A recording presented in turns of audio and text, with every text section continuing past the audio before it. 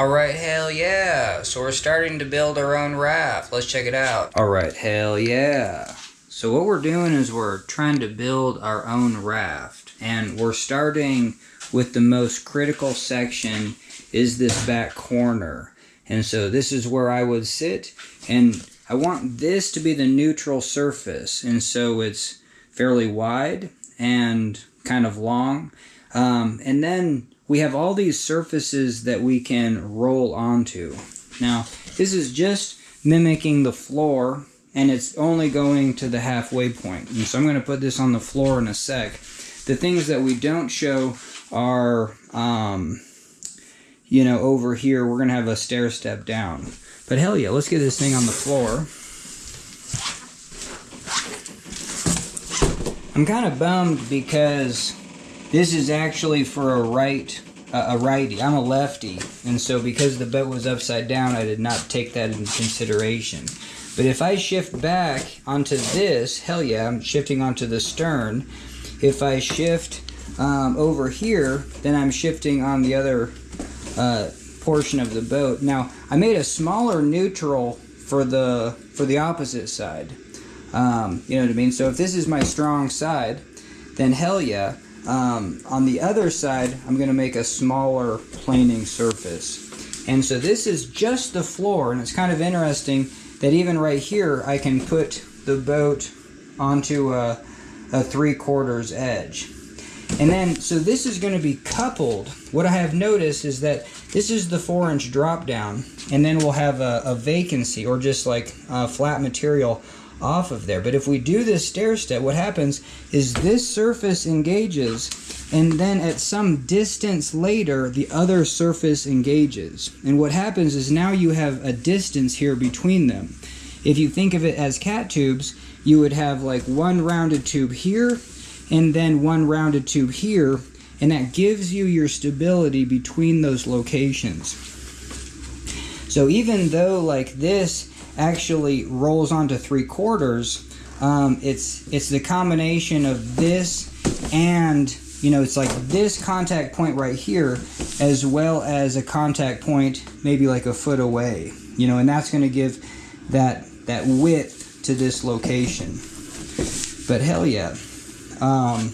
And I even kind of have that wrong, is that actually, well, yeah, scratch that, you know, because this is the opposite side. This is the strong side, and so this is just leaning back.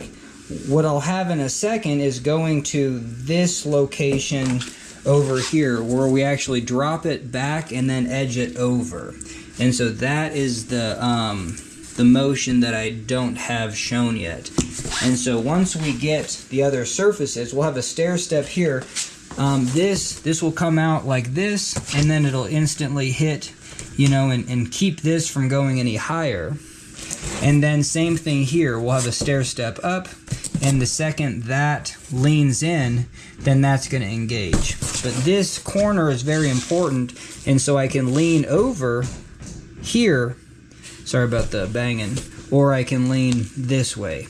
And so just from shifting sideways or back into this corner, these are going to be the pivot points. So I guess I was kind of wrong on that. It's just if I go to the offside, my pivot points are just a little bit smaller. This surface is going to be the same, but it's just this planing surface, and then back here, there's a more tendency to roll over onto the strong side. And so hell yeah. And again, if I'm on the offside and I lean to the edge, it's going to lean in like that. And so hell yeah. So I think before I actually get the exterior, these stair steps, just because I think that makes sense to me enough, I'm going to work on the front rocker.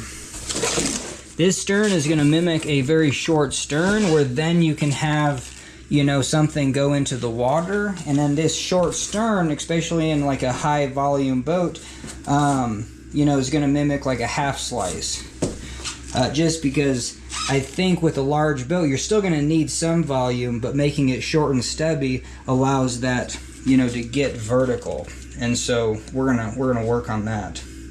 The idea is to get this to go vertical like this into a place of buoyancy, and then have your external tubes still out of the water. So even if I did this, the external tubes are still just maybe out of the water a little bit, and then those can act as like sponsons. And so it really provides a high rocker to these outer tubes. And so if we flip the boat over, the outer, like that's going to be maybe a flat spot, but then the tubes for sure get much lower on the corner. So this would be the corner, and this is the place where I actually want the most drop. Whether it's a quicker drop and then a second, I don't know how I don't know how I'm gonna work that, but that was a big design consideration of removing material from these corners and having that exterior tube higher rocker. Okay, hell yeah. So all right, so I think we did it. We can put it back on the raft just so you can kind of see.